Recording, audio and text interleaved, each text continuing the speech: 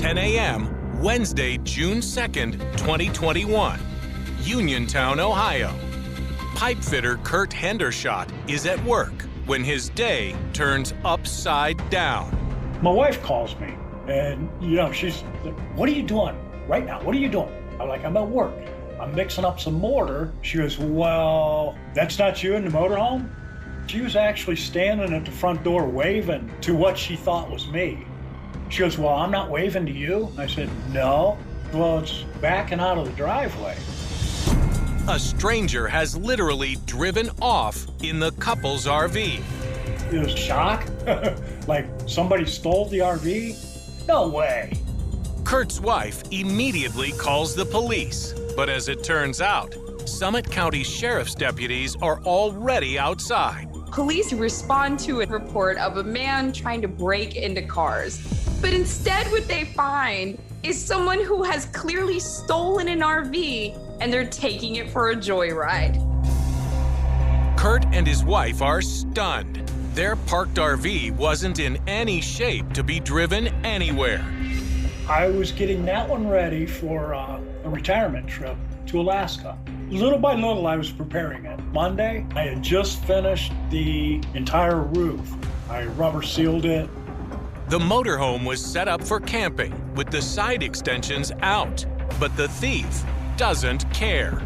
She tells the police the slides are out, the power cord has been ripped out, and the RV's going down the road. Within minutes, dozens of police cars join the pursuit of the runaway RV, with their dash cams rolling.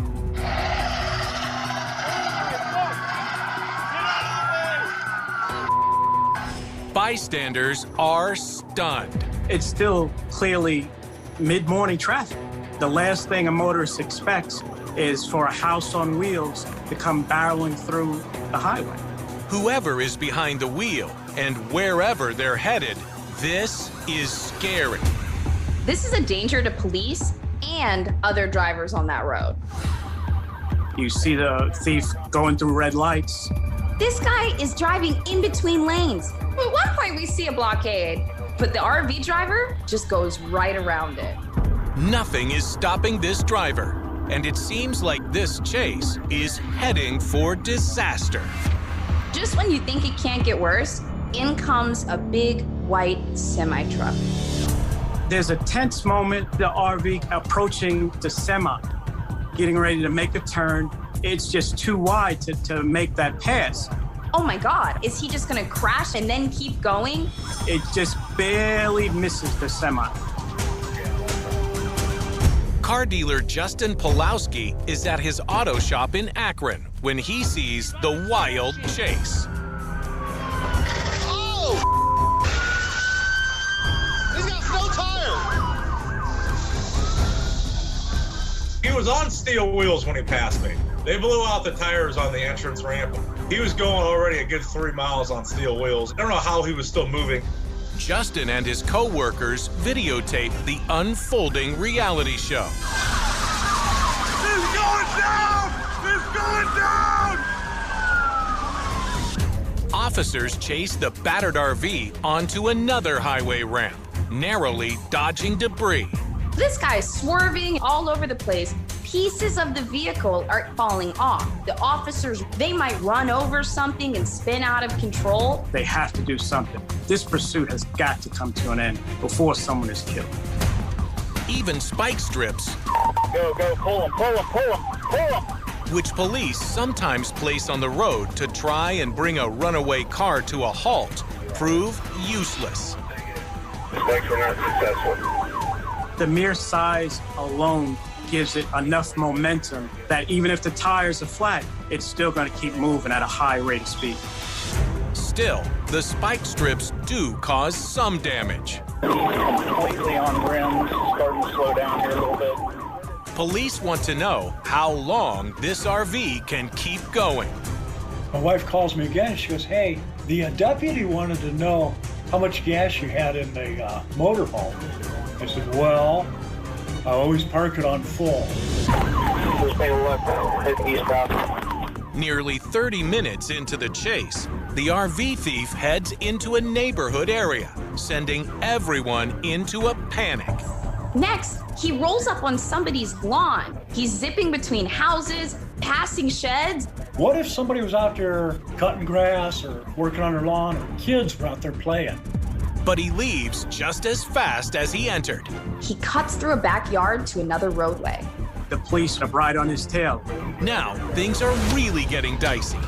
We need to bring this to an end here. 1024, can you hit him? Right, I'm coming around now. Let's hit him right here. A pit maneuver is a pursuit tactic used by police to force a car to turn sideways abruptly and lose control.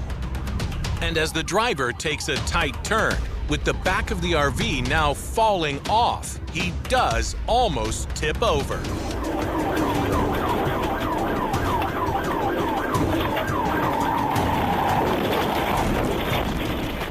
You're wondering, is this thing gonna crash? Then he again tries to find an escape route through a residential area. He rolls up on another lawn, trying to find a way out. Be ready. He's not going to go anywhere. The tree is what stopped him finally. When he tried to come up the hill, the tree branch actually caught the part of the motorhome. Here's the scariest moment. Is he gonna jump out with a gun? We're about to find out. We can use them. Get the dog ready. Police are on edge. The chase has finally come to an end. But what will this driver do now? He gets out of the RV and he makes a break for it. Send that dog. Send that dog. But he can't outrun the canine officer. Canine tackled him. I would have liked to have seen that part. Get your hands behind your back now. Put your hands down your back. The suspect, 24-year-old Randy Schiffbauer, is immediately apprehended. Schiffbauer was taken to jail and charged with a long list of crimes, including aggravated robbery, theft, felonious assault, and failure to comply. One of his charges is felonious assault. And that's basically him using the RV intentionally to ram these police officers, thinking that that would end the chase. 1524, Ken. He just ran back my cruiser. As the story of the wild chase makes news, it instantly goes viral. This is a story we first brought to you on our digital platforms, and it has now been shared thousands of times. And I'm like, you gotta be kidding. This thing had become famous like within 5 minutes. Social media comments range from concerned. A lot of people like, this is absolutely crazy. I can't believe this is happening where we live. And to comical. Best one, I think, somebody had posted, I'll bet he's not a happy camper. But what really shocks everyone is the revelation that this guy has done this before. Caught on camera tonight, police chasing down a man in a stolen RV, and now police say the man arrested for that chase is actually responsible for another bizarre crime. This is not his first rodeo. Local TV reporter Sia Nyorker says his name is well known in her newsroom. It was like a light bulb. We were in the newsroom and we're like, could this be the same Randy Schiffbauer? No way. Yes, it's the same Randy Schiffbauer. Stolen RV, stolen bulldozer. Wow. In another dangerous news-making chase 2 years earlier, Schiffbauer stole a bulldozer. Man who took a bulldozer on a joyride. The guy driving the bulldozer is wearing his tighty-whities, and he demolishes a car, and then he takes out the front porch of a home well. I need police officers here at 729 in the street. This guy's got a tractor. He's going to the house next door. He's got the fork up real high, and as he's coming down the street, he's going back and forth with the steering wheel, left and right, left and right. Police told us that the bulldozer was stolen from a nearby construction site. The good news, no one was hurt, but it still shook a lot of people up. It's clear that this person has a love of oversized vehicles. Schiffbauer was arrested and charged in the bulldozer theft. But incredibly, there was also another incident in 2018. Caught on camera. Troopers chasing an ATV on the highway. Randy Schiffbauer was actually the passenger. This ATV chase lasted about 3 miles before it finally crashed into the back of a police cruiser. Randy actually surrendered to police. Kurt Hendershot, the man who had his RV stolen, has had to replace it with a new one. But when he went to the junkyard to take a look at his totaled caravan, he got an earful about Schiffbauer. One of the fellas, he goes, "Oh, that was a Randy Schiffbauer." He goes, "Yeah, we know him pretty good. Let me tell you a story about him." I can't believe it that he's already done this several times. The four-wheeler, the bulldozer. This man is known for stealing vehicles. Everybody knew. Schiffbauer is currently in jail, held on a $1 million bond. And even though Kurt can laugh about it now, he fears this thief will never learn his lesson. Got a pretty bad track record. I think he'll get out and try and top this one. He'll do something stupid again. Hopefully he doesn't kill anyone along the way. In Texas, another runaway driver also puts innocent people in grave danger. June 15th, 2018, San Antonio, Texas.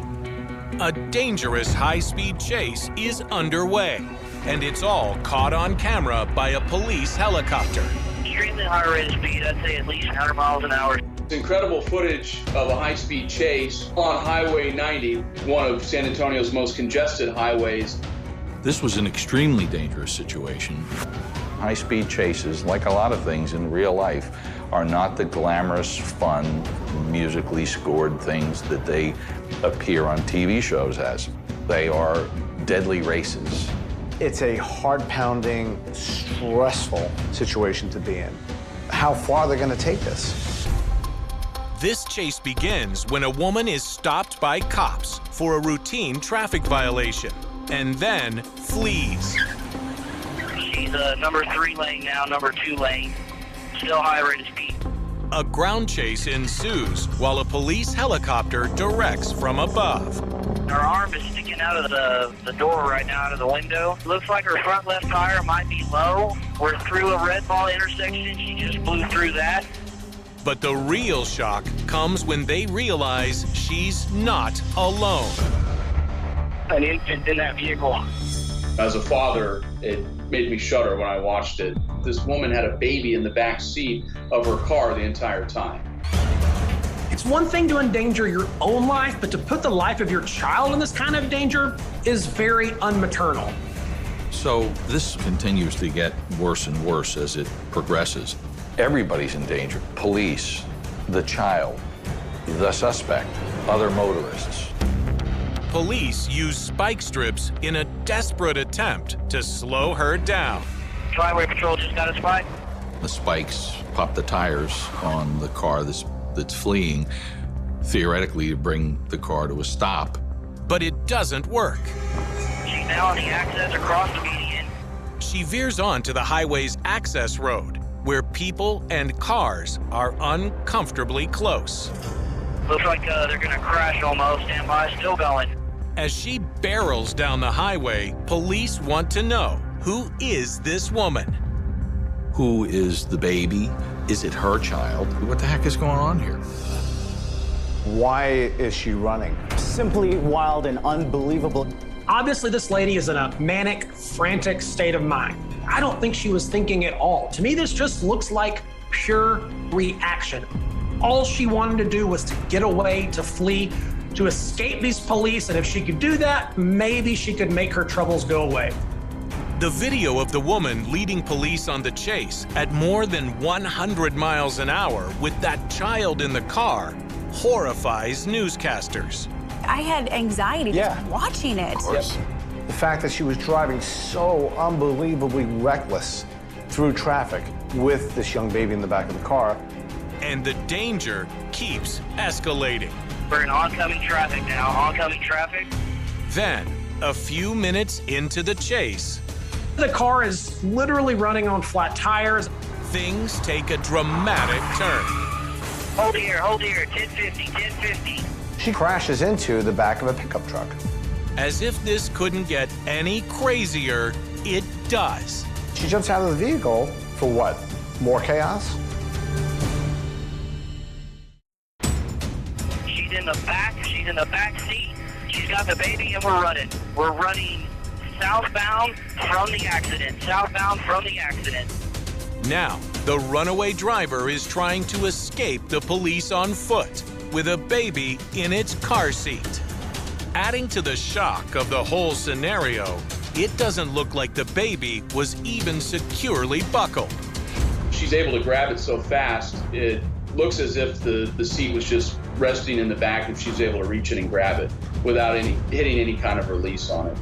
She grabs him quickly, like a bag of groceries. What's even more amazing is that this baby didn't shoot out of the front of the car when she smashed into the pickup truck. Then, to make matters worse, she grabs the baby and begins darting in and out of traffic, dragging the baby along with her. Female with a baby is running southbound from the crash. That's when the woman takes this to another level. Okay, we're getting in a white Nissan Xterra, troops in front of it, hold the air. The woman jumps into the passenger seat of another car with the baby in what appears to be a last-ditch attempt to carjack it. But armed troopers storm the car, directing the terrified driver to open the doors. Doors are open. Troops trying to get her out now. Female driver of this white Nissan Xterra also has a child. This is scary. Now, a second child is involved. As the driver frantically rescues her own child from the back seat, troopers tackle the woman who started the whole mess to the ground. The baby's safe.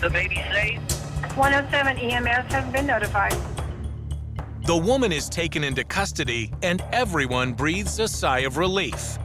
This did not have a terrible ending. But questions still remain. Who is this woman?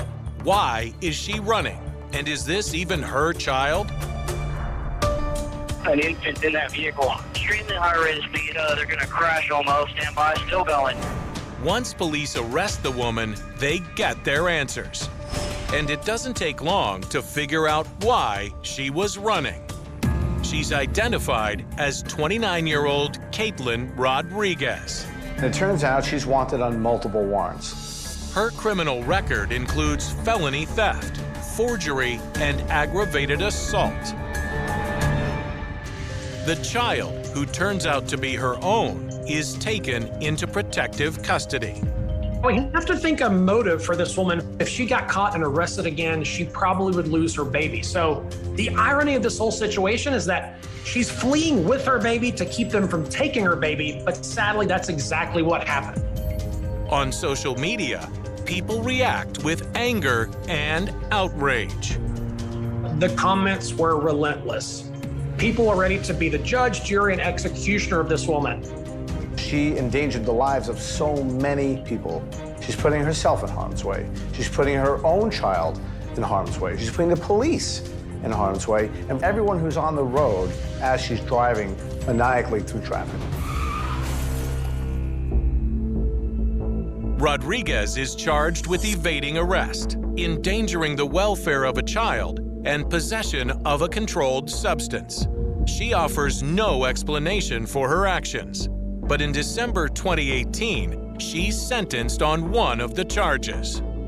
She agreed to plead guilty to the evading arrest charge, and prosecutors dismissed the endangering child charge as well as the felony drug offense. She was sentenced to 5 years in a state penitentiary. Lessons learned here. Number one, it's always a bad idea to run from the police. It never works out in your favor. But number two, I think this is also a metaphor from running from your problems, because at the end of the day, those problems are gonna find you. Rodriguez is serving her time at the Hilltop Unit in Gatesville, Texas, a prison for women. Her attorney says her child is in good care and is doing just fine. More than 3 years later, the video is still haunting. It's a really frightening thing that there are people around us who are essentially powder kegs, and all it takes is one moment, one trigger to push them over the edge and endanger the lives of us all. It doesn't get any easier to watch. One of the most incredible pieces of footage that I've ever seen.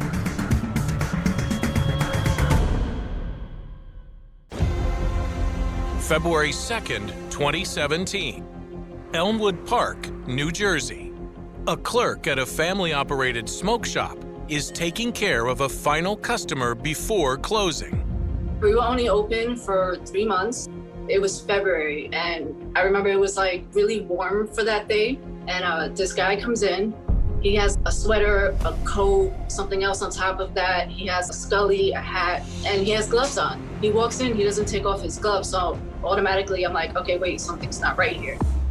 He's just walking around, looking at everything. He's like touching everything, putting it back. We had a sign. It's from a movie.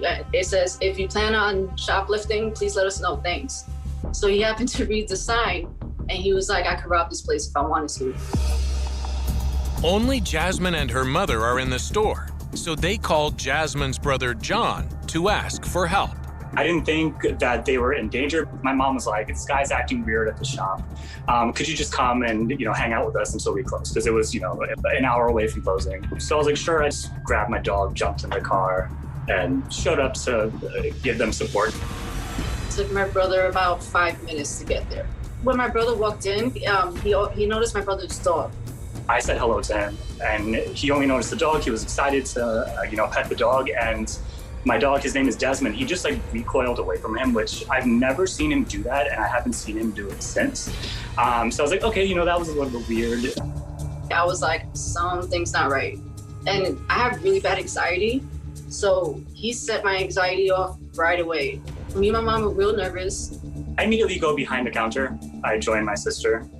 Typically, when somebody is acting a little bit off, what I've learned is the best thing to do, especially with theft, is just kind of interact with them, talk to them about products, and just kind of get a feel for what's up, where their mind is at. He was in his own world. I was asking him if there's anything I could help him with. Do you have any questions? He didn't respond at all. We had a special energy drink that we were promoting on the counter, so we had a sample can there. He just grabbed it, popped it open, and drank it. He starts drinking it, not saying a word to me, which definitely rubbed me the wrong way. It's just a very disrespectful thing to do. So I asked him, are you planning on paying for it? This is not how this works. He kept acting like he was looking for a credit card or something. And then my brother's like, all right, you have to leave. He wasn't gonna pay for the drink he drank. That's when my brother turned to my mom and was like, call the cops. And that's when things get scary. The next thing I know, he pulls out this bright orange flare gun. He puts it on the counter, he opens it up, he pulls, some sort of cartridge out of his jacket, and he goes to load it. And you can actually see me step back and kind of give a gesture come on, man, is this what we're doing here? And from there, honestly, it is all a complete blur. A flare gun can be very dangerous. It fires an incendiary projectile, a burning projectile. Even though it's not designed as a weapon, it can be used as a weapon. It could inflict serious injury or death. I was petrified when he pulled out the flare gun and he went to load the gun. He was like, all right, if you're gonna call the cops, we're gonna do it this way then. It was just a scary thought to know that my brother was now facing that. Once he goes to load it, I stop his hand. My hands went directly to the flare gun. I actually go for the cartridge and the gun. I went in with both hands. It was completely just reaction and instinct, just to try to prevent him from doing this, because it was my one opportunity to stop this before it got bad. This is frightening. At such close range, a flare from the robber's gun could hit John or Jasmine, and it could ignite an entire wall of flammable products located behind the counter. If he were to fire that flare gun in that direction at all, it could have set that place on fire easily. The robber threatens to shoot John in the face, and that's when Jasmine decides she's had enough. It was just like a game changer. I just ran around the counter, just pure adrenaline. While their mother frantically calls the police, 911, and John tries to get the gun away from the robber, Jasmine suddenly makes a bold move. I just jumped on him, trying to put him in a headlock. At that time, it was protect my family, protect my brother, protect my mom, protect the shop. You know, that's all I could think about. You know, out of the corner of my eyes, you know, a blur of blue, and next thing I know, my sister is just on top of him. She jumps on his back, grabs a hold of his neck. That completely distracts him. I get a hold of the flare gun. Because up until that point, we're kind of going back and forth. He's swinging at me. I'm just trying to get it out of his hands. And then once she jumps on his back, that's when he finally lets go. And I have possession of the flare gun. But Jasmine has no formal training in self-defense, and her brother fears she's in danger. He's wrestling with my sister, so, you know, I have to get him off of her. I threw a flying knee. I'm obviously not a fighter, I'm a small guy. I was not thinking in that moment, I need to get this guy off of my sister. I leap into the air and I try to throw my knee into his stomach. The robber collapses under the pressure. He just like threw his body forward and I went flying over. And at that point, that's when my brother had him, grabbed him, and they were kind of tussling. I got back up, they were headed back in my direction, so I just like grabbed a hold of him too. He's not throwing hands, he's just resisting. Terrified, their mother runs over to see what she can do. My mother comes out from the back office. I turn around and tell her, like, go get help, because, you know, this is a big, strong guy. But we're just trying to get a hold of this man and just drag him out of the store in any way that we can. It was hard. He just kept grabbing onto the wall. He grabbed onto our alarm system. I'm yelling at him to just leave, get out of my shop. And he's like, okay, I'll leave. I just need to go grab my stuff. We're like, no, you're not getting anything back. And then he kept like pleading with us, please let me get my backpack and my flare gun. And we were like, no. So my brother was like, look, how about this? If you step outside, I will get it for you. He wasn't really gonna get it for him. So he was like, all right. I was never going to give him his gun back. My plan was to lock the door behind him and wait for cops to arrive. And luckily, just as the robber is inching out the door, police do show up. 2 patrol cars pull up and 4 cops come out of the car, almost like out of a movie. We yell, that's him, and he immediately starts resisting arrest. It took all 4 policemen to actually, you know, get a hold of him, take him to the ground, and handcuff him. Authorities charge 33-year-old Gabriel Velez of Fort Lee, New Jersey with robbery, possession of a weapon for unlawful purposes, and resisting arrest. And the video caught on the shop's security cameras of the family taking him down soon goes viral. A family fights to protect their store and each other. A man threatened to hold up the store owners by pulling out a flare gun at the counter. He kept repeating, you know, that he had a gun and he can rob us. It was crazy. It felt like every time somebody came in, was like, oh, hey, you're that shop? Like, I saw your video online and you guys are awesome, you know, and then that's a whole conversation. Anytime somebody brings it up, it's just like, yeah, I just get really shy and I kind of try to change the subject. I didn't think it was going to be such a big deal. The reaction is mostly like, wow, you guys handled that great. Your sister is a monster. I would never want to mess with her. But the Vegas are just glad they survived. Could have turned out a lot worse than what it did. I felt relieved. I felt happy that everyone was safe. We are unarmed. We were wholly unprepared for this situation. It's very dangerous to confront a violent criminal. Unlike what you see on scripted TV shows, real fights are usually a hysterical mess. In hindsight, the smart thing to do in that situation is to just call the cops immediately and let them handle it. It probably should have never escalated to that point. I'm proud of my family and how we handled it, but I do consider us lucky to have gotten out of that situation the way that we did. I've definitely gotten a few pointers from cousins and uncles who know how to fight a bit. After the robbery, the Vegas add new security measures. We realized that we needed to be more prepared. So we set up a panic button right by our counter. This way, if anything like that happens again, we just, you know, hit the silent alarm, the cops arrive and handle it, instead of us putting ourselves in danger in that way. Ironically, the part in the video that grabs the most attention, the Vegas dog. During the ordeal, Desmond barks, but never emerges from behind the counter. Keep one eye on the frightened family dog. Seems he's too scared to jump into the fray.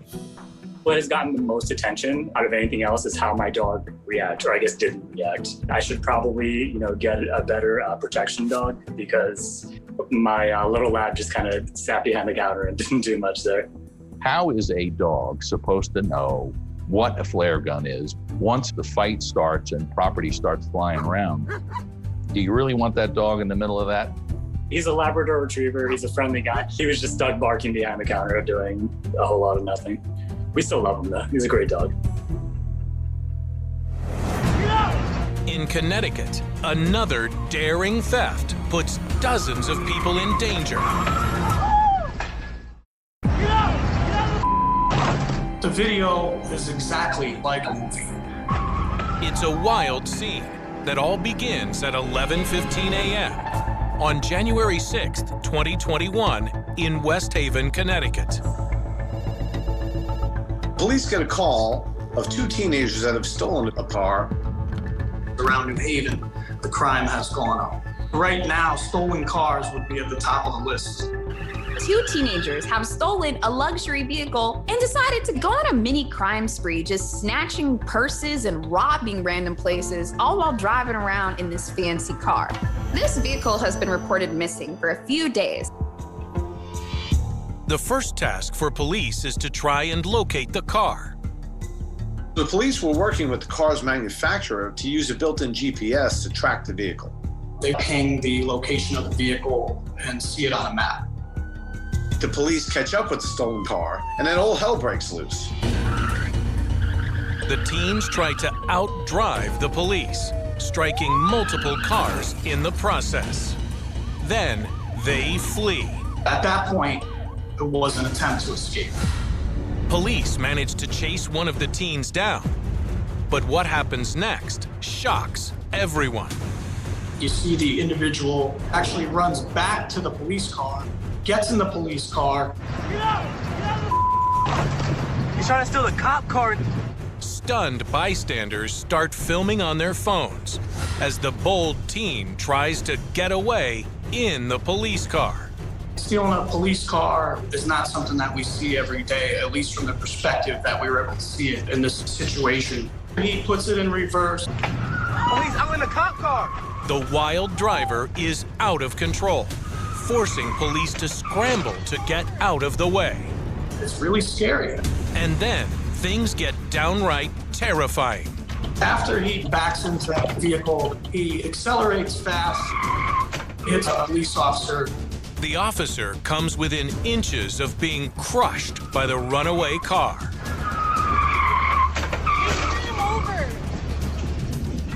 Now the officers have found themselves in a really perilous situation, because now one of their own police cruisers has been stolen, and it's being used as a weapon against them as the teen driver is running over them.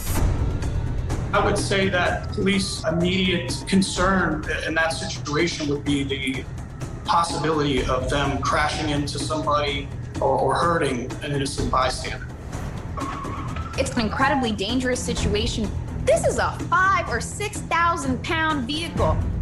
This could be a matter of life and death, and these kids don't care. A vehicle could be considered a deadly weapon for a reason. These officers have to get the situation under control before they go out and do more damage. This teenager is acting as if he has nothing to lose. Everyone around the surrounding area is in grave danger. Nobody knows what the desperate teen driver is thinking, but now he's headed straight for the nearby cemetery. He floors it, going all the way through a gate into a cemetery. This was an act of desperation to further evade the police. The teen didn't have any idea what he was going to do next. He jumps the curb and over the sidewalk into a wrought iron big fence, goes through the fence, and begins to drive through the cemetery. Bro, what the?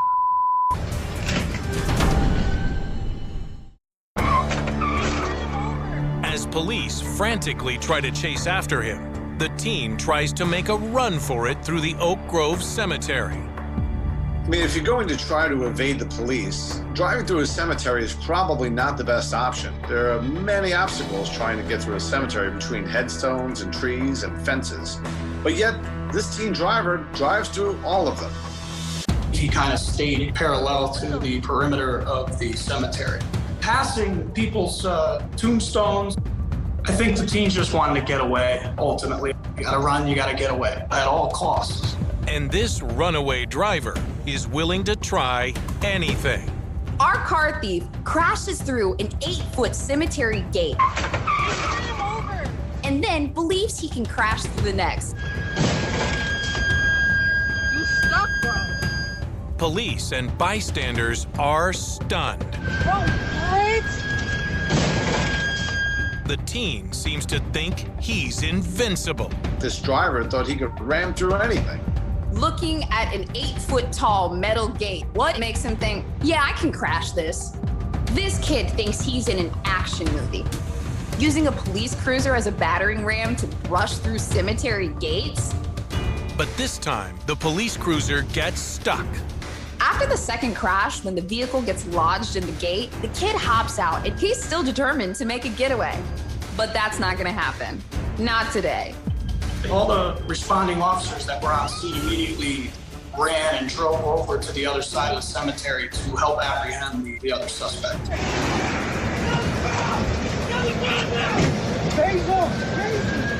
He tries to run. He gets to maybe 15 yards before they deployed a taser and were able to apprehend him. Yo! With both teens now finally in custody, the gravity of the whole situation really sinks in. These teens acted recklessly. They risked the lives of many other people, not to mention law enforcement officers that lives were put in danger. That could have ended in a huge tragedy. Oh, that cop ran over. Yeah, he's hurt. And the injured police officers are taken to the hospital and are treated and have non-life-threatening injuries. Luckily, no one else was injured. The story about the wild teens trying to outdrive and outrun the police shocks newscasters.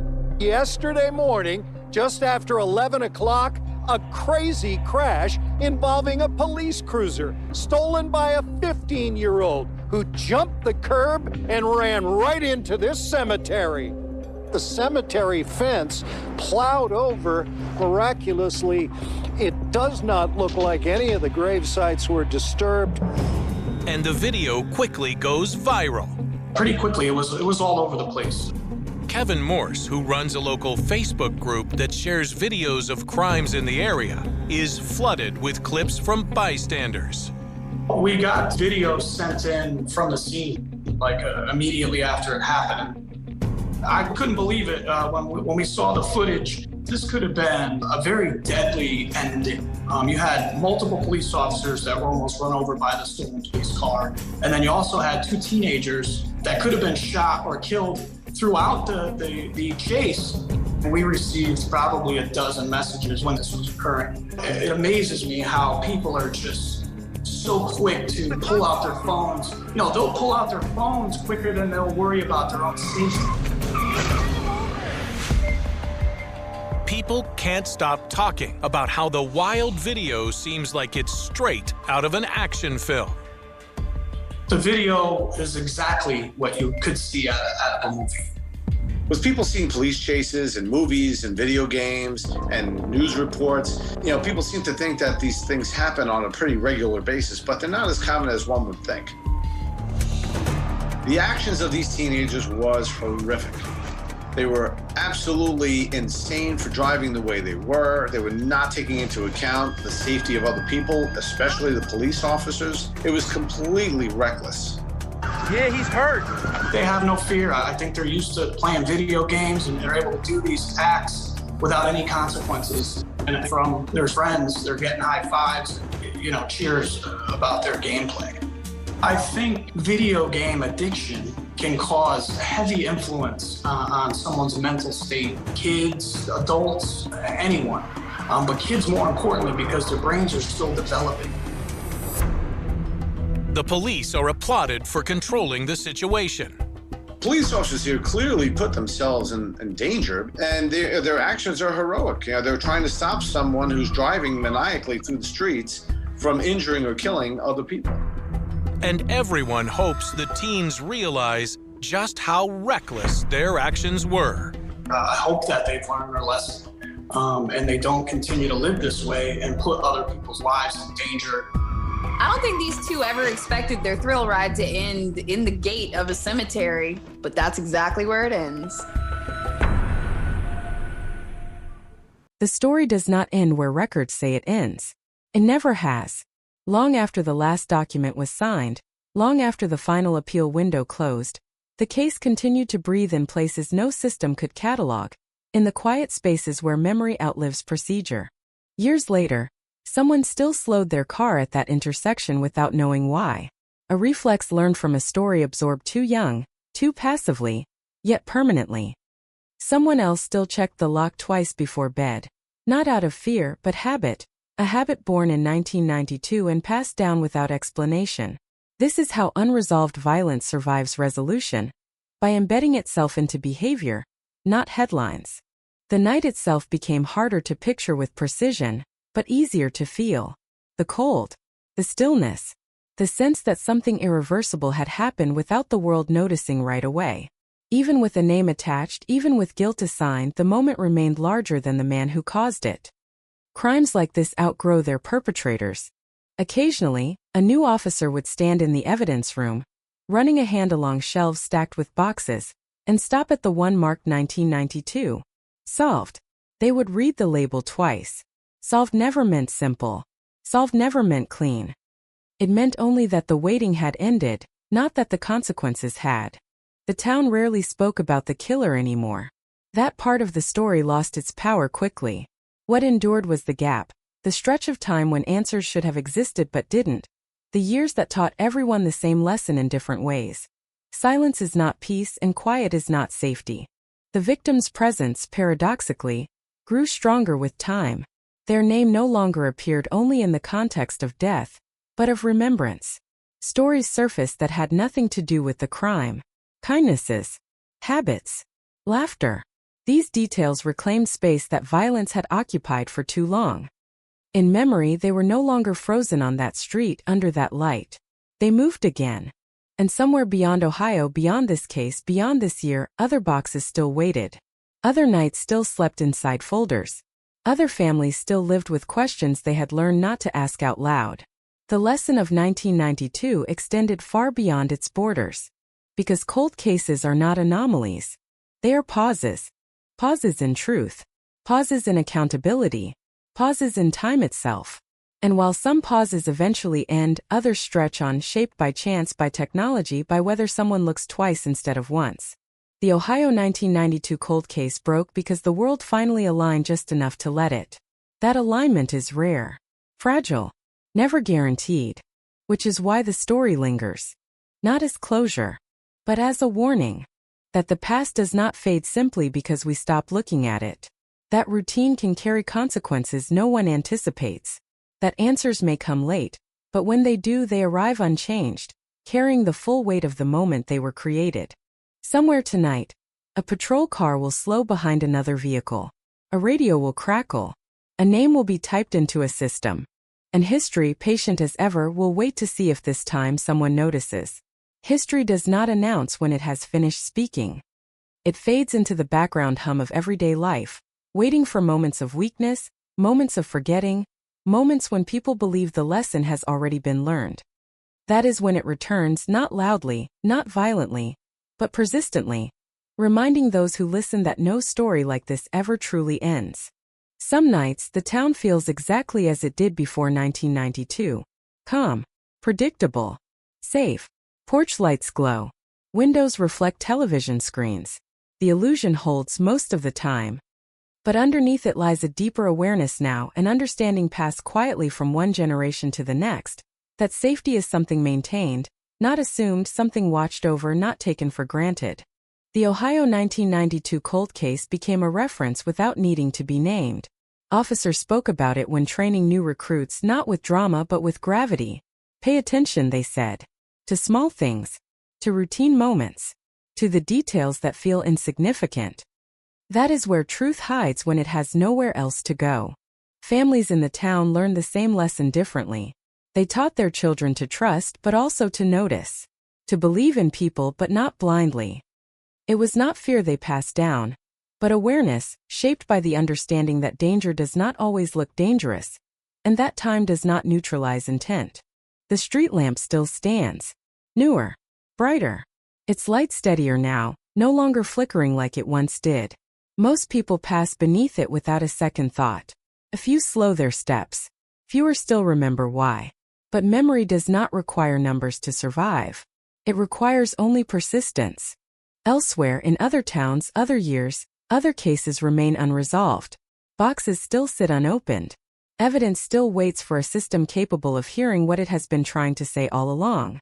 Families still mark time by absence. They wait, not because waiting brings comfort, but because it is the only thing left to do. The lesson of Ohio is not that justice always arrives. It is that justice sometimes arrives despite everything aligned against it. And that truth, when buried, does not weaken. It concentrates. It sharpens. It waits for a single moment of alignment, a crack in routine, a glance that lingers instead of moving on. Somewhere tonight, a case will remain unsolved. Somewhere a file will gather dust. Somewhere, a question will go unanswered. And somewhere else, a decision will be made without anyone realizing its weight. A traffic stop, a data entry, a second look at a name that feels familiar for reasons no one can explain. That is how these stories continue. Not with endings, but with vigilance. Vigilance is a quiet thing. It doesn't shout. It doesn't demand attention. It lives in the pause between actions, in the decision to look again, to ask one more question, to trust instinct when routine says there is nothing left to see. After Ohio, after 1992, that pause became heavier, more deliberate, as if the town itself had learned how to hesitate. Years moved forward, indifferent as ever. Streets were widened. Stores rebranded. Old houses changed hands. People arrived who had no connection to the case, no memory of the night, no reason to feel the weight that lingered in certain corners. And still the story held, invisible but intact, stitched into the place rather than the people. Sometimes it surfaced unexpectedly. A conversation at a bar about how long a case can stay open. A late-night radio show discussing cold cases and second chances. A documentary clip shared online, briefly reigniting attention before the world moved on again. Each time the same realization returned. This was not an exception. It was an example. The systems that solved the case continued to evolve. Databases expanded. Algorithms improved. Evidence once thought useless gained new relevance. The future promised more answers, but Ohio stood as a reminder that tools alone are never enough. Someone still has to notice. Someone still has to care. In the quiet hours, officers on night shift felt it most strongly. The stillness. The familiarity. The sense that nothing ever happens right up until it does. They remembered the traffic stop that changed everything, not as a miracle but as a responsibility. A reminder that attention is not optional. For the family, time softened the sharpest edges without dulling the truth. Grief settled into a shape they could live with, no longer raw, never gone. They stopped measuring life by the case, but the case never stopped being part of their story. Some wounds close. Others integrate. The town did not become fearful. It became aware. There is a difference. Fear paralyzes. Awareness watches. It notices patterns. It respects silence without trusting it. And so the story stretches forward, no longer confined to a single crime or a single year. It becomes part of a larger narrative, one shared by countless places where answers arrived late, or not at all, where time passed but truth remained unresolved. Cold cases are not just about what happened. They are about what didn't happen when it should have. They are about the years lived alongside uncertainty, about the ordinary moments built over extraordinary harm, about the thin line between routine and revelation. Ohio learned that line exists everywhere. And somewhere tonight, under a different street lamp, on a different road, a car will slow, lights will flash, and a moment will unfold that seems unremarkable at first glance. History will lean in. It always does. It starts with a sound almost no one remembers clearly, Only the feeling it left behind, the low crackle of a police radio cutting through the cold Ohio night, the hiss of static, the brief pause before a voice says a name that would echo through this town for decades. A name that would later be printed in bold black letters beneath two words no community ever wants attached to its own history: cold case. In the winter of 1992, Ohio was quiet in the way only small towns can be quiet, the kind of quiet that feels safe because it's familiar, because everyone knows the rhythm of the streets, the way porch lights flick on at dusk, the way the same cars pass the same corners every evening, the way nothing ever really changes. People locked their doors, but not because they were afraid. They locked them out of habit. That illusion shattered just after midnight. A single call came in, then another, then silence. By the time patrol cars arrived, red and blue lights bouncing off frost-covered pavement, the scene was already wrong. Too still. Too clean. A body lay where it should never have been, under a street lamp that flickered like it was unsure whether it wanted to stay on at all. No weapon in sight. No signs of struggle loud enough to wake the houses nearby. Just a human life stopped abruptly, violently, and without explanation. The victim was young. Known. The kind of person people describe using phrases like everyone liked them, and they didn't have enemies. Phrases that sound comforting until you realize they make no sense once someone is dead. A jacket zipped halfway. One shoe slightly off. Eyes open, staring at nothing. Police cordoned off the block. Neighbors watched from behind curtains. Someone cried quietly on a porch 2 houses down. And somewhere in the dark, whoever had done this was already gone. By morning, the headlines hit like a punch to the chest. Brutal killing shocks quiet Ohio town. Reporters stood where the body had been hours earlier, pointing to chalk outlines already smudged by boots and melting ice. Cameras lingered on the street lamp, the patch of pavement, the unanswered questions. Investigators worked fast. They always do at first. They knocked on doors. They collected statements. They replayed the night minute by minute, second by second, trying to stretch time backward until the truth fell out. Who saw the victim last? Who heard something strange? Who was driving through at that hour? Nothing lined up. There were no witnesses who saw a face. No security cameras. No clear motive. The autopsy provided facts but no answers, a cause of death that explained how but not why. Evidence bags filled shelves, each one labeled, logged, filed away with the quiet confidence that this would be solved soon. Days turned into weeks. Weeks into months. The town stopped expecting updates. Police stopped holding press conferences. The investigation slowed, then stalled, then froze completely, locked in time like the winter it began in. The words "cold case" appeared for the first time in an internal report. Then they appeared in a headline. Then they settled into the collective memory of the town like a scar no one talked about directly, but everyone felt. Life went on because it always does. New families moved in. Kids who were toddlers in 1992 grew up hearing whispers about the night something terrible happened. Parents warned them not to walk alone after dark, not because danger was everywhere, but because once long ago it had been. Detectives retired. Files were boxed up. The evidence room gathered dust. The case became a story told in fragments, a mystery without a face, a killer without a name. Until one night, years later, on a completely different road, under completely different circumstances, when a routine traffic stop would reopen a wound the town believed had long since closed. When a flashing light in a rearview mirror would quietly connect the present to a crime buried deep in the past. When the words Ohio 1992 cold case would return to the headlines, no longer as a symbol of failure, but as a warning that some things never truly disappear, they just wait. And the town, unaware of what was about to surface, slept on, still believing the worst was behind them. The file never really went away, not completely, it just sank beneath everything else, buried under new crimes, new names, new faces staring back from fresh mugshots, but in the back of the department behind a metal door that stuck when you pulled it too fast.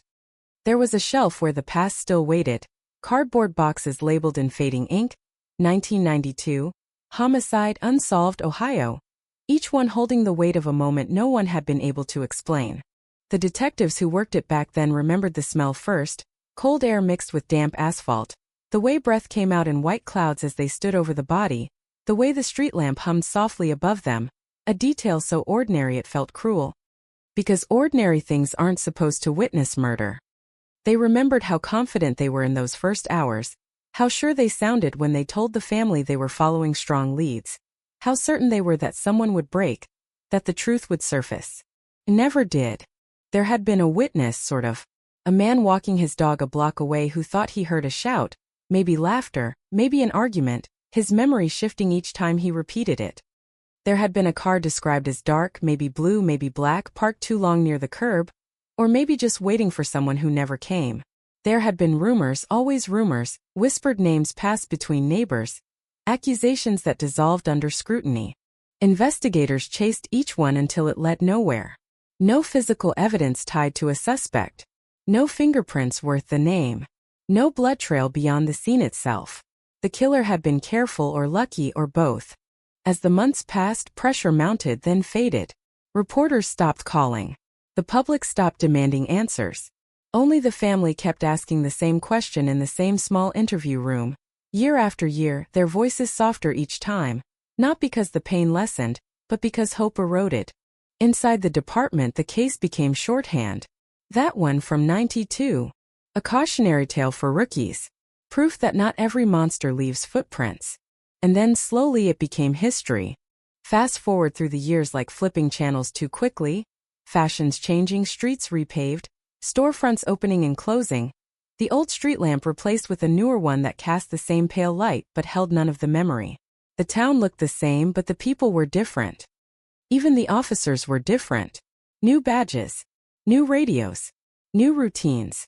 On a late summer night decades later, far from the original crime scene, a patrol officer sat in his cruiser watching taillights blur past, the kind of shift defined by boredom more than danger, the kind where you expect nothing and get exactly that, until a sedan rolled by just a little too fast.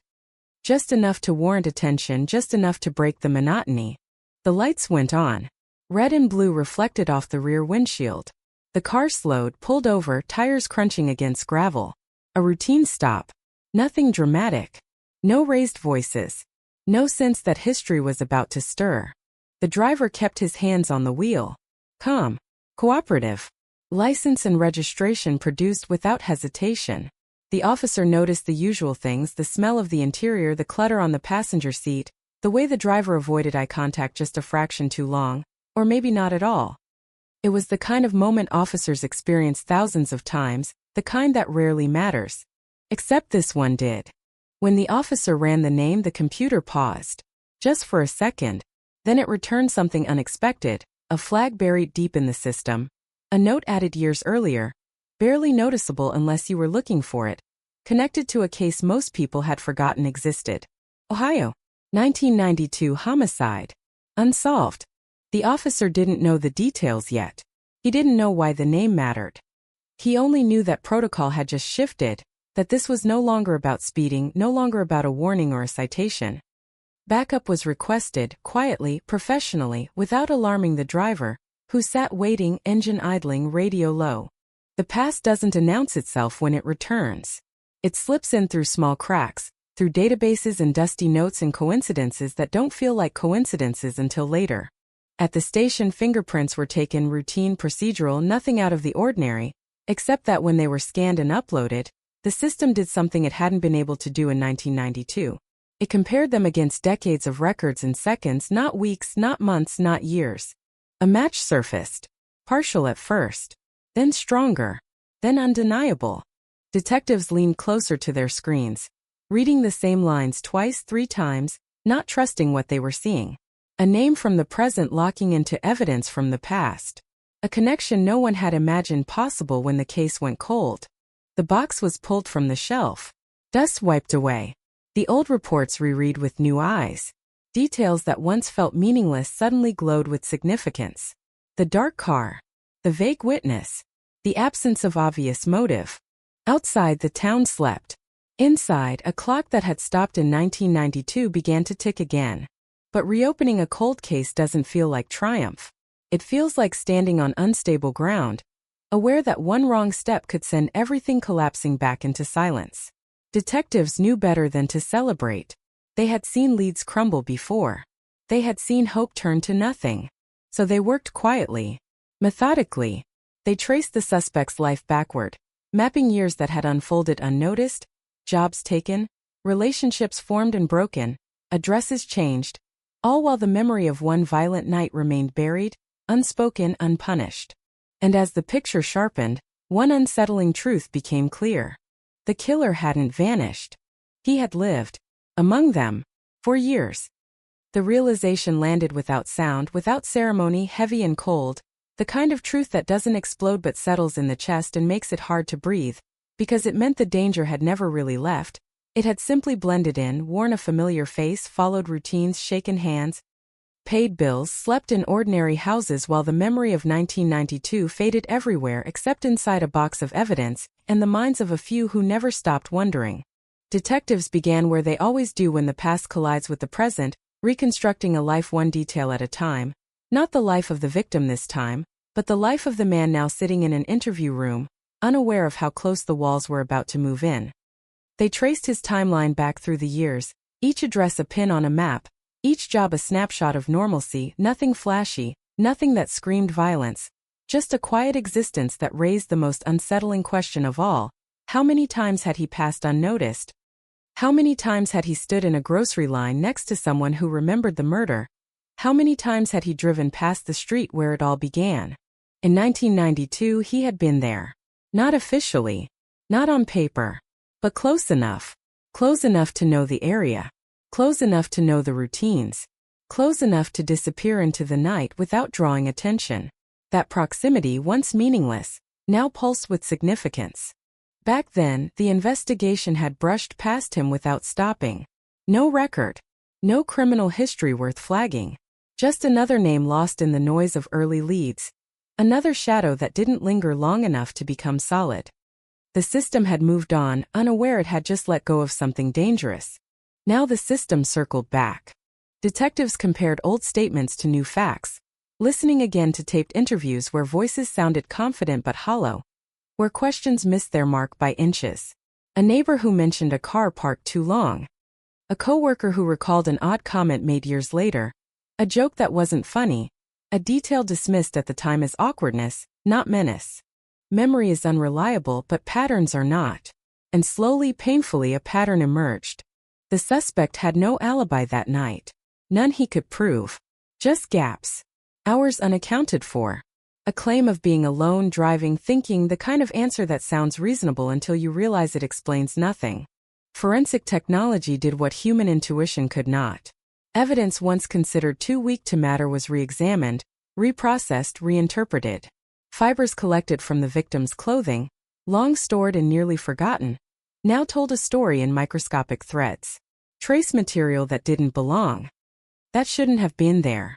That matched something owned by the man pulled over decades later for a minor traffic violation. Each match tightened the net. But detectives knew better than to rush. Cold cases demand patience, not speed. Every step had to be airtight. Every connection had to hold under pressure, because this wasn't just about solving a crime, it was about correcting history, about standing in front of a community and saying, we missed this once but we won't miss it again. The suspect was brought in for questioning. The room was small, neutral, designed to feel unthreatening. He sat with his hands folded, posture relaxed, eyes alert, the face of a man who believed he had nothing to fear. At first, the conversation stayed light, biographical, casual. Where he'd lived. Where he'd worked. Harmless questions. Then the year came up. His reaction was almost imperceptible. A pause. A slight tightening of the jaw. A breath held just a fraction too long. Not enough for a confession. Just enough for experienced eyes to notice. Detectives pressed gently. They mentioned the town. The street. The night. Watched as composure wavered. Then reassembled. He denied everything. Said he didn't remember. Said it had been a long time. Said lots of people were around back then. All true. None helpful. What he didn't know was how much they already had. How the pieces were aligning behind the scenes. How the case file was no longer a collection of loose ends but a tightening coil. Outside the room, officers spoke in low voices. The name was said again and again, now paired with a phrase it had never carried before. Prime suspect. Word traveled fast inside the department, then slowly beyond it. A leak here. Question there. Reporters began calling, the same questions asked decades earlier now sharpened by the promise of answers. Is the Ohio 1992 cold case finally broken? Detectives refused to comment. They understood the weight of expectation. They understood how fragile hope could be. The family was notified quietly. No cameras, no headlines. Just a phone call asking them to come in to sit down, to hear something they had waited half a lifetime to hear. Their faces carried a mix of disbelief and dread. Because reopening a wound doesn't guarantee healing, it just guarantees pain. And as the investigation surged forward, one thought hovered over everything, unspoken but undeniable. If this man had lived freely for decades, if he had built a life on top of a buried crime, then the story of 1992 wasn't just about what happened that night. It was about everything that followed. Everything that followed unfolded under a microscope, each step measured, each word weighed, because the closer detectives came to the truth, the more dangerous it became to assume anything at all, and the past, once disturbed, had a way of fighting back. They went back to the scene, not physically, but in their minds, reconstructing the night as it must have looked through the killer's eyes, the empty street, the predictable rhythm of the town, the absence of witnesses not as coincidence but as opportunity. They studied weather reports from that winter, noting the temperature, the light snow that fell earlier in the evening and stopped just before midnight, the way it would have muted sound, softened footsteps, erased tracks by morning. In 1992, that silence had worked in someone's favor. The victim's last hours were laid out again, time-stamped, cross-checked, scrutinized. Who they spoke to, where they went, what they planned to do next. Small details surfaced that once seemed trivial, now charged with meaning. A brief argument overheard days earlier. A sense of unease mentioned to a friend. A change in routine that placed them on that street at that exact moment. It didn't point cleanly to a motive, but it narrowed the world, shrinking the list of possibilities until it pressed uncomfortably close to the man in custody. Detectives visited old witnesses, people now older, grayer, more cautious with their words. Some remembered nothing. Some remembered too much. Memory had blurred the edges, reshaped moments, but certain impressions had survived intact. A car idling longer than necessary. A figure standing under a street lamp. A feeling that something was wrong, even before anyone knew it was. One witness broke down while talking, overwhelmed not by new information, but by the guilt of having survived, of having gone back inside, of having told themselves it was none of their business. In cold cases, guilt ages alongside memory. The suspect's alibi was dismantled piece by piece. Phone records contradicted his story. Employment logs didn't match his timeline. A receipt placed him closer to the area than he claimed. A mundane slip of paper that had outlived its original purpose by decades, now serving as a quiet witness against him. When confronted, he adjusted his story. Slightly, then again. Each change subtle, reasonable on its own, damning in accumulation. Forensic experts delivered their findings in careful language, probabilities, consistencies, exclusions. They didn't need to say certainty out loud. The room felt it. Fibers consistent with the suspect's clothing. Trace materials matching his vehicle. A partial print once dismissed now elevated by comparison. No longer an orphan fragment but part of a larger whole. The evidence had waited patiently. Technology had finally caught up. As the case gained momentum, the community began to feel it. Old fears resurfaced. Conversations shifted. The murder that had once belonged to history now belonged to the present again. People revisited their memories, re-examined old assumptions, wondered who they had trusted, who they had dismissed, who they had let into their homes. Local news ran segments with footage pulled from archives, grainy images of the crime scene, younger versions of neighbors speaking into microphones, unaware of how long the questions would follow them. The phrase cold case was repeated again and again. No longer a symbol of resignation but of impending reckoning. Inside the interview room, the suspects sat through another round of questioning. The tone had changed. Less friendly. More precise. The questions came faster now, layered, designed to box him in, to force clarity where he preferred ambiguity. He pushed back. Denied harder. His voice sharpened. Frustration leaked through the calm exterior. He accused detectives of chasing ghosts, of building fantasies around outdated evidence, of trying to pin an old crime on an easy target. Detectives listened, took notes, let him talk. They knew that truth often arrives not in what people say, but in what they can't stop themselves from saying. A slip, a detail volunteered without prompting, a correction no one asked for. And then it happened. A reference to the scene that hadn't been made public, a description too accurate to be guessed, a detail lifted straight from a night he claimed not to remember. The room went still. Detectives exchanged glances, subtle but electric. They didn't interrupt. They didn't react. They let the silence stretch, let the weight of his own words press down on him. He realized it too late. His expression changed, the mask cracking just enough to reveal panic beneath. He tried to walk it back, to laugh it off, to suggest he'd heard it somewhere before in the news from someone else. But the damage was done. Outside, paperwork moved fast.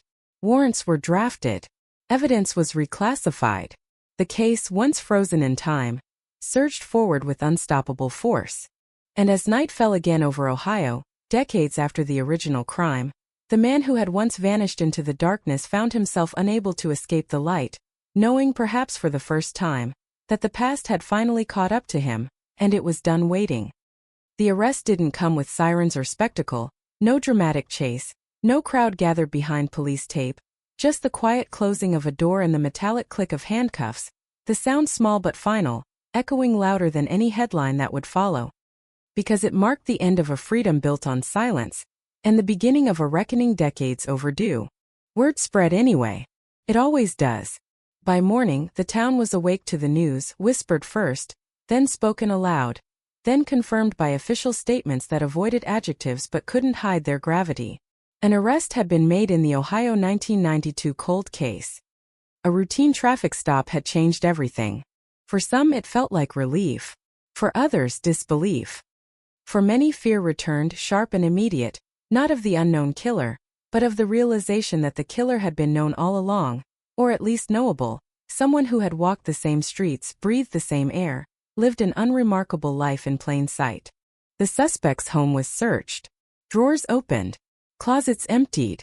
Boxes pulled down from shelves that hadn't been touched in years. Most of it was ordinary, painfully so. Old clothes. Paperwork. Photographs of birthdays and holidays, smiling faces frozen in time. Evidence of a life that appeared normal from the outside. But normal lives can hide abnormal truths.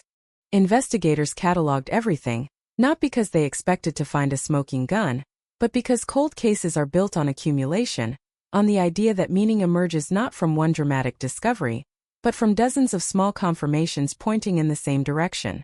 They found items that raised questions, nothing illegal on its own, but unsettling in context. Clothing matching descriptions from 1992. A vehicle maintenance record aligning too neatly with the timeline of the crime. A notebook with entries that skirted around the night in question, never naming it, never acknowledging it directly, but circling it like an obsession. The suspect said nothing. On advice of counsel, he retreated into silence, the same silence that had protected him for decades. Detectives respected the process, even as frustration mounted. They knew the case no longer depended on a confession. It depended on evidence, on coherence, on telling a story so complete that it could withstand the harshest scrutiny of a courtroom. The victim's family sat together in a private room, absorbing the reality of what was happening. For years they had lived in a suspended state, mourning without closure, grieving without answers. Now they were being asked to prepare for a trial, for testimony, for photographs they had tried to forget. Justice, when it comes late, does not arrive gently. They asked the question no one could answer. Why now? Detectives didn't pretend to have a satisfying response. They spoke of technology, of databases, of chance, of a traffic stop that, on any other night, would have ended with a warning and a wave. Sometimes truth depends on timing as much as effort. As the case moved toward prosecution, the past and present collided in unexpected ways. Old witnesses were subpoenaed. Old statements were reread aloud in legal language, stripped of emotion but heavy with consequence. The victim's name was spoken again and again, no longer as a memory, but as a central figure in a narrative finally being told. The media descended, hungry for details, for timelines, for villains and heroes. They replayed the story endlessly, focusing on the twist that made it irresistible. A killer uncovered not by a dramatic breakthrough, but by routine, by chance, by a broken taillight and a glance at a computer screen. But beneath the spectacle, something quieter was happening. A town was confronting its own reflection. The belief that safety comes from familiarity was cracking. People revisited old interactions, small moments that now felt charged with meaning. Had they seen something and ignored it? Had they laughed at a joke that hinted at darkness? The suspect was transferred to a larger facility, held without bond. His face appeared in newspapers, older now, lined, unremarkable, the face of someone you might pass without noticing. That ordinariness unsettled people more than any mugshot ever could.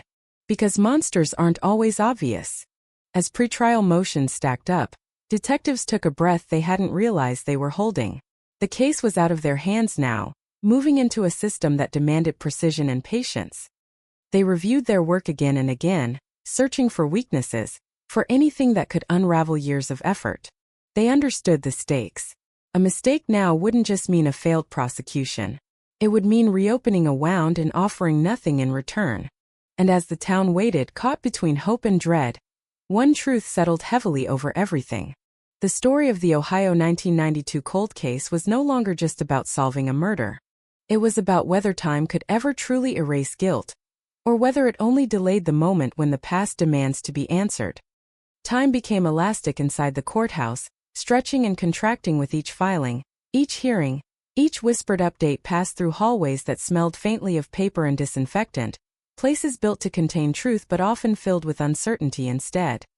The case moved forward, but not quickly, because nothing involving decades-old evidence ever does. And every delay carried its own kind of tension, the fear that something might slip, that memory might fail, that justice might arrive too late to matter. Defense attorneys attacked the foundation first, questioning the integrity of evidence that had aged in boxes and lockers, suggesting contamination, mishandling, the inevitable decay of proof over time. They spoke calmly, methodically, planting doubt one sentence at a time, reminding the court that cold cases are vulnerable by nature, that what cannot be tested again must be trusted, and trust is fragile. Prosecutors responded with precision, walking through chains of custody, documentation preserved with near-religious care, logs signed and countersigned by officers long retired or deceased. They framed the case not as a miracle of modern science, but as a convergence, old evidence finally given a voice by new tools, silence translated into data. The suspect watched from the defense table, face impassive, hands folded. A man separated from his past by decades and from his future by a pane of glass. Occasionally his gaze drifted to the gallery, where members of the victim's family sat together, close but not touching, bound by shared history and restrained by procedure. Their expressions carried no triumph, only exhaustion. Witnesses took the stand. Some spoke clearly. Others struggled, their voices trembling as they reached back into memories they had carefully avoided for years. A neighbor described the night air the way it felt too still. A former coworker recounted a comment that had seemed meaningless at the time, now heavy with implication. Each testimony added texture, context, human weight to a case often reduced to dates and documents. Experts followed, their language technical but their conclusions unmistakable. They explained how fibers survive decades, how patterns persist even when objects fade, how probability narrows until coincidence collapses under its own weight.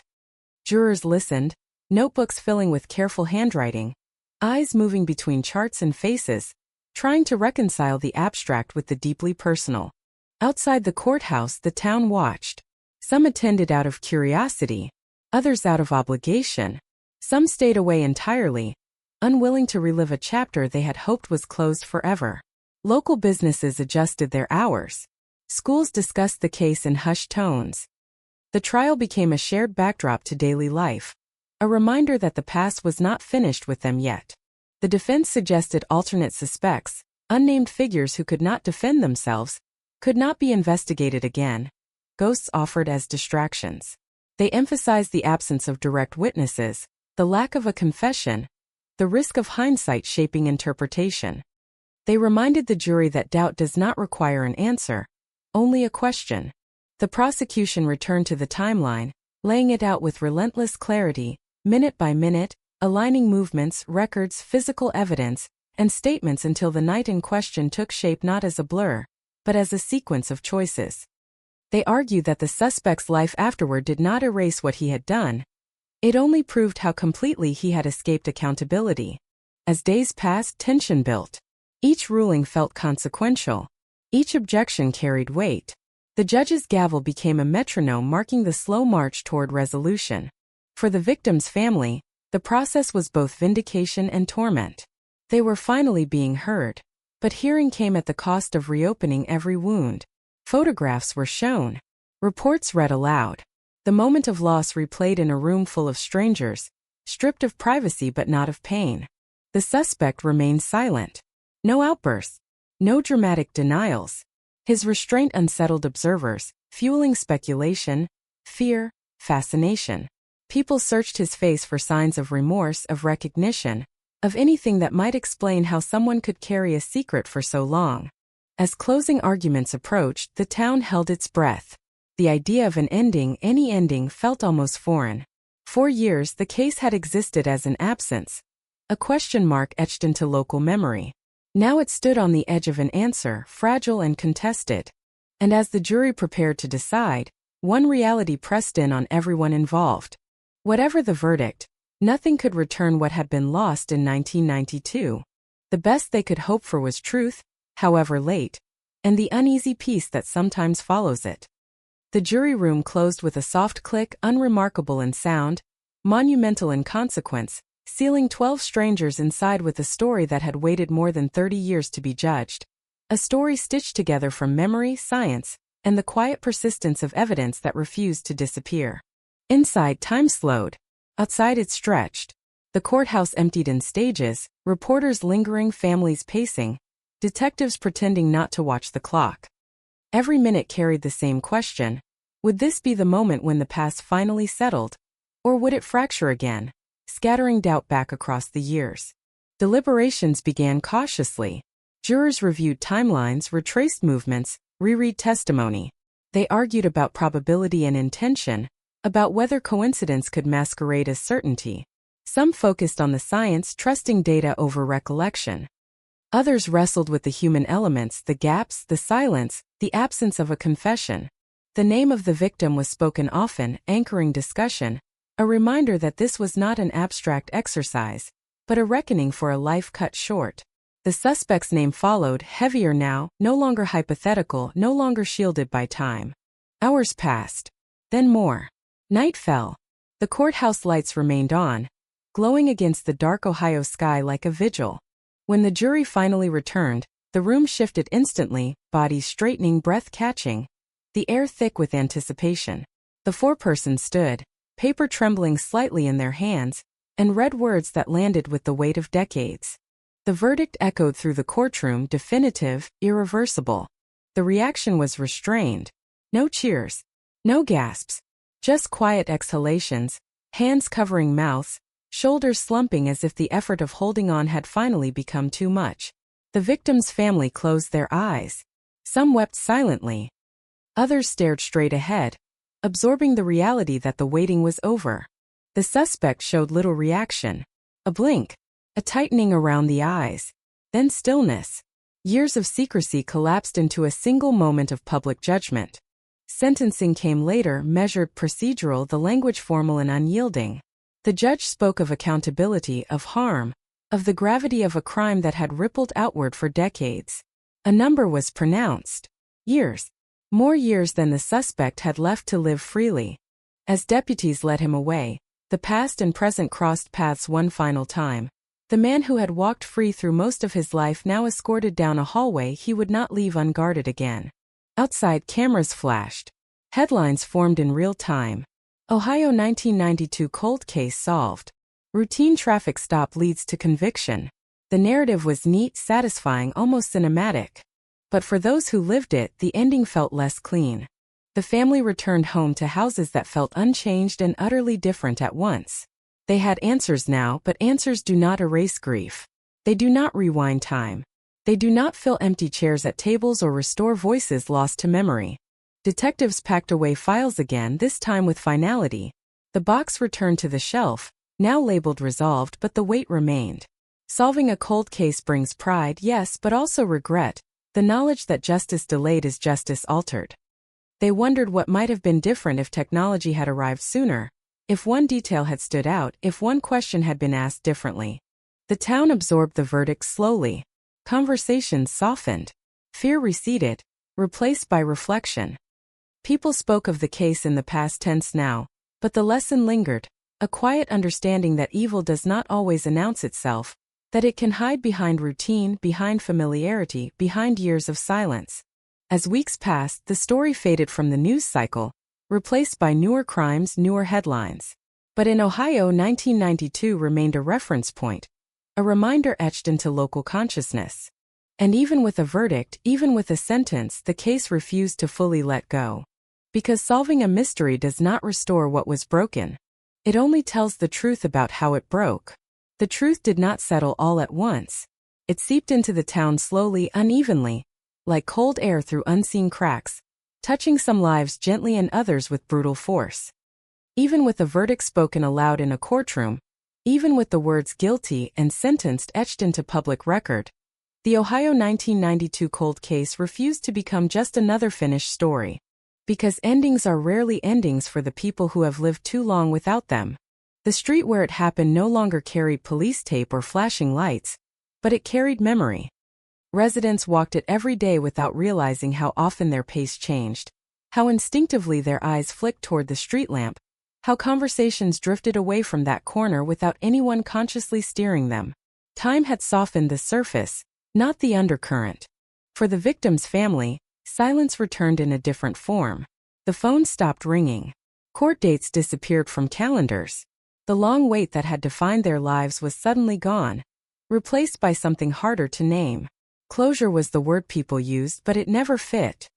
What they felt was weight, the weight of knowing exactly who had done it, and knowing that knowledge did nothing to restore what had been taken. They revisited memories with new eyes. Moments once considered safe became suspicious in retrospect. Laughter sounded hollow. Familiar places felt altered.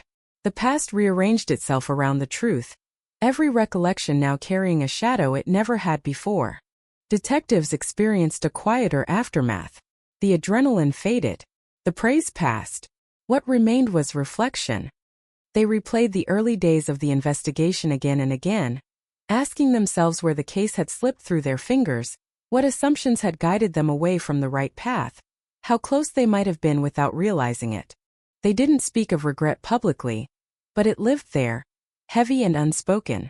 Solving a cold case does not erase failure, simply names it. The story took on a life of its own beyond the town. True crime audiences dissected every detail, freezing moments into sound bites, turning decades of pain into structured episodes with dramatic arcs. The routine traffic stop became a symbol, almost mythic proof that justice can appear without warning. But those who had lived with the case knew better. Justice had not appeared suddenly. It had waited. It had required technology that didn't exist in 1992, patience that nearly ran out, and chance that could just as easily have gone the other way. Had that officer looked away for a second, had the database not flagged the name, had the system still been blind, the killer might have remained a ghost forever. That knowledge unsettled people more than the conviction itself. It forced an uncomfortable realization that safety is often an illusion, built on systems that work until they don't, on routines that comfort until they fail. The town had trusted its quiet. The quiet had not warned them.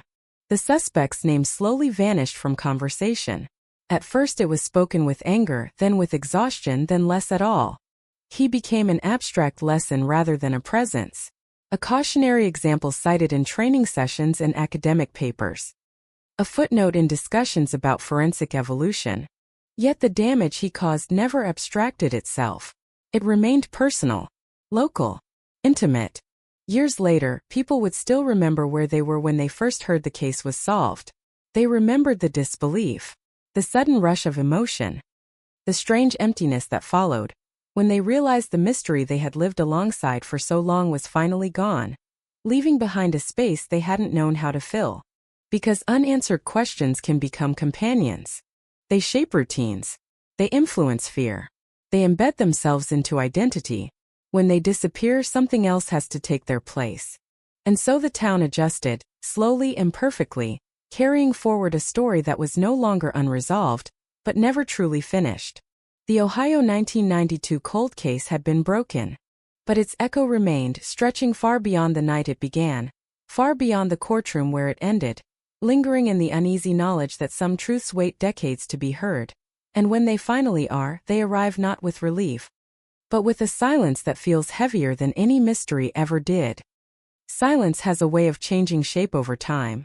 In the weeks after the verdict, it pressed down hard, thick with everything that had been said and everything that never would be. Then slowly it loosened, spreading out across the town like fog, lifting just enough to see where you are, but not enough to forget where you've been. People returned to habits interrupted by the trial. Morning coffee at the same counters. Evening walks along the same streets. Conversations drifted back to work, weather, local news. But beneath it all, something had recalibrated. The certainty that evil was an outsider, something that arrived from elsewhere, had been quietly dismantled. What remained was a more cautious understanding of familiarity. The case began to surface in unexpected places. In classrooms where teachers referenced it while talking about justice and time. In training rooms where officers studied it as an example of delayed accountability. In living rooms where parents used it as a warning without ever saying the details out loud. It became a shared reference point. A moment when the town learned something uncomfortable about itself. The victim's name appeared on a small plaque near the street where it happened, modest, almost easy to miss. No speeches. No ceremony. Just a marker. Acknowledging loss without dramatizing it. Some people stopped there occasionally. Others avoided it entirely. Both reactions made sense. For the family, life settled into a new normal that didn't resemble the old one. They learned how to carry truth alongside grief. How to answer questions from strangers who felt entitled to their story. How to exist in a world that finally knew what they had always known. Healing, if it came at all, came quietly in small increments never announced. Detectives retired, transferred, moved on. The case followed them into conversations they didn't expect, resurfacing when someone recognized their name, when an article circulated again, when a younger officer asked what it had been like to finally solve it. They answered honestly. It felt heavy. It felt necessary. It felt incomplete. The system congratulated itself in subtle ways. Reports highlighted advancements. Departments cited the case as proof of progress. Databases grew. Protocols evolved. But progress did not erase the truth that this success depended on chance as much as design. That knowledge kept the praise from feeling simple.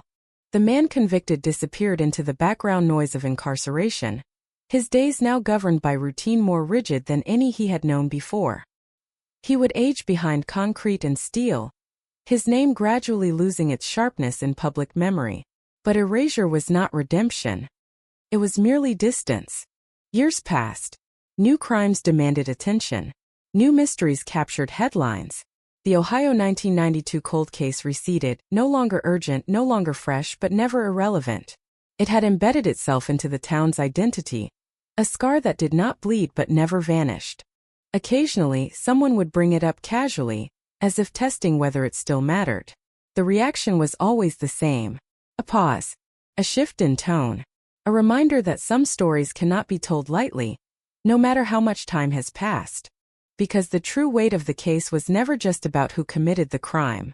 It was about how long that truth had remained hidden, about how many years unfolded on top of it, layered with ordinary life, laughter, routines, all unknowingly built over something unresolved. The town learned that answers can arrive late, and when they do, they don't restore innocence. They replace it with awareness. And awareness, once gained, does not fade. Awareness lingered like an afterimage, faint but impossible to ignore, altering how people interpreted the past and anticipated the future. Because once a community understands that time can hide a crime without diminishing it, nothing feels entirely distant anymore. The year 1992 stopped being a number on a calendar and became a reference point, a dividing line between what was believed and what was learned. Conversations about safety changed tone. Not louder, not panic, just more deliberate. Parents spoke differently to their children. Not in fear, but in realism. Officers approached routine calls with a renewed sense of attention, mindful that ordinary moments sometimes carry extraordinary weight. The idea that nothing ever happens here lost its authority. The case reshaped how memory worked. People recalled where they were when the murder first happened, and where they were when it was finally solved, two moments linked across decades, forming a personal timeline that mirrored the town's collective one. Those who had left and returned felt the difference most sharply, sensing a subtle shift they couldn't quite name until they remembered what had once gone unanswered. Institutions adjusted quietly. Evidence storage protocols tightened. Cold case units received renewed attention. Funding arguments leaned on the Ohio 1992 case as proof that patience and persistence mattered. Not every box on a shelf was forgotten. Some were only waiting. The victim's family reached a stage of grief that had been inaccessible before. Not relief, not peace, but recognition. Their loss had finally been acknowledged publicly, formally, irrevocably. The world had caught up to what they had carried alone for so long. It didn't lighten the burden, but it made it visible. They learned how to speak about the victim without framing every sentence around the crime. Stories returned that had nothing to do with violence, moments of humor, of kindness, of presence. In that way, the verdict gave something back, not life but identity. The case continued to echo beyond state lines, cited in conferences and reports, a reminder that the past does not decay at the same rate as evidence. Technology would advance. Databases would grow. But none of it would matter without the willingness to look again, to admit that earlier conclusions might have been wrong or incomplete. People debated the morality of celebrating such cases. Was it right to call it a success when justice came so late? When decades of life had passed unaccounted for? The answer was never settled. It hovered between gratitude and regret, pride and unease. As time stretched on, the headlines faded completely. New readers encountered the story without context, seeing it as history rather than lived experience. But for those who had been there, who had walked those streets in 1992, the resolution felt less like an ending and more like a closing of a long-held breath. The town carried forward with a deeper understanding of silence, of patience, of the cost of unanswered questions. It learned that closure is not a moment but a process, uneven and personal, and that truth, when delayed, changes everyone it touches. And even as the case settled into records and archives, one final realization remained, quiet but unshakable. Time does not bury the truth. It only decides how long the truth has to wait. Waiting leaves marks. Not always visible, not always dramatic but persistent, etched into habits, into caution, into the way a town learns to live alongside uncertainty without admitting that it has. When the Ohio 1992 cold case finally broke, it did not erase those marks. It revealed them. Years after the final ruling, the night of the crime still surfaced in unexpected ways. In the pause before someone crossed that street. In the way a patrol car slowed just a little at the corner. In the collective memory that tightened whenever a siren cut through the dark. The case had ended on paper, but its shadow remained active, quietly shaping behavior long after headlines disappeared. The victim's name became part of local history, spoken with a softness reserved for losses that feel personal even to those who never knew them. Their life was no longer defined solely by how it ended, but the ending could never be separated from the life. Memory does not compartmentalize so neatly.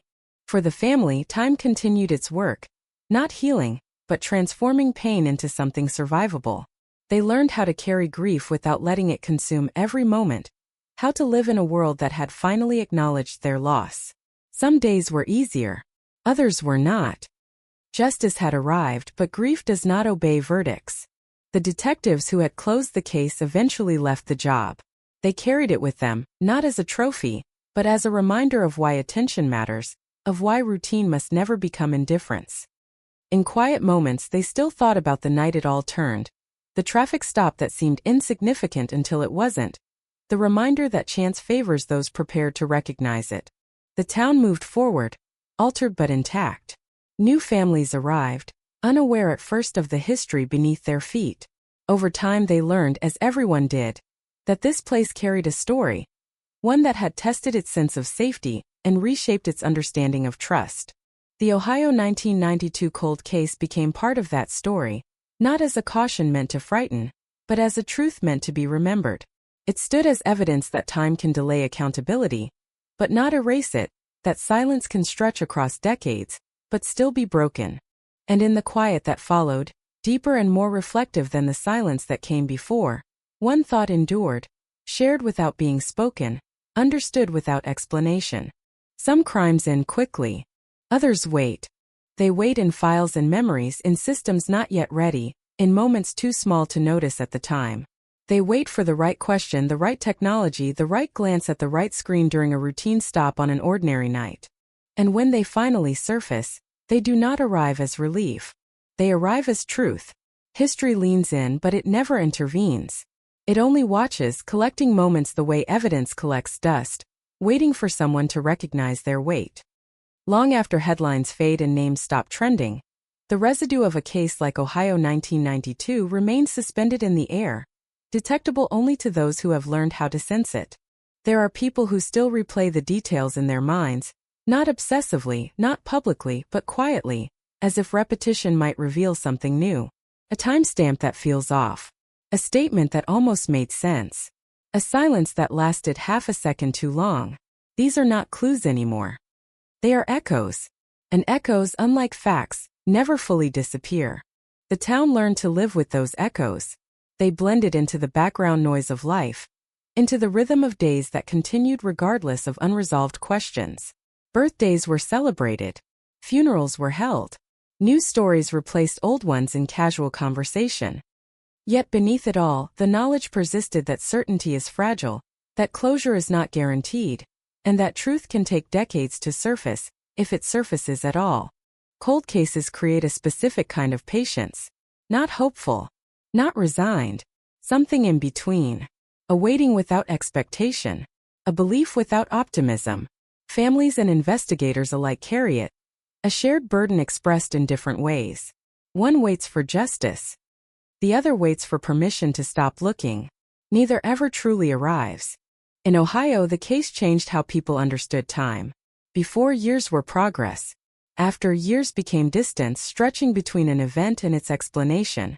The longer the gap, the more unsettling the answer, when it finally comes. Or doesn't. That realization spread quietly, far beyond county lines. It traveled through training manuals, through conferences, through stories exchanged between officers who had never met but recognized the same pattern. Routine is where answers hide. Familiarity is where danger learns how to blend in. And so vigilance endured, passed on not as paranoia, but as discipline. Look twice. Ask once more. Treat the ordinary with the same seriousness as the extraordinary. Because the most devastating truths rarely announce themselves. They arrive disguised as nothing at all. Somewhere, a box of evidence waits for technology that does not yet exist. Somewhere, a witness carries a memory they have never shared. Convinced it is too small, too late, too uncertain to matter. Somewhere, a name sits in a database, ordinary, unremarkable, invisible. Until it isn't. The Ohio case taught that moment can come without warning. No dramatic confrontation. No cinematic reveal. Just a shift. A realization. A connection finally made after years of drifting apart. And when it happens, it does not feel triumphant. Feels heavy. Because answers do not erase time. They only explain it. That is the final truth these cases leave behind. Not justice as relief, but justice as weight. The understanding that the past was real. That the harm mattered. That forgetting was never an option. The road is still there. The night is still quiet. The lights still flash when they need to. And history keeps watching, patient as ever, knowing that somewhere ahead, another ordinary moment is already preparing to become something else.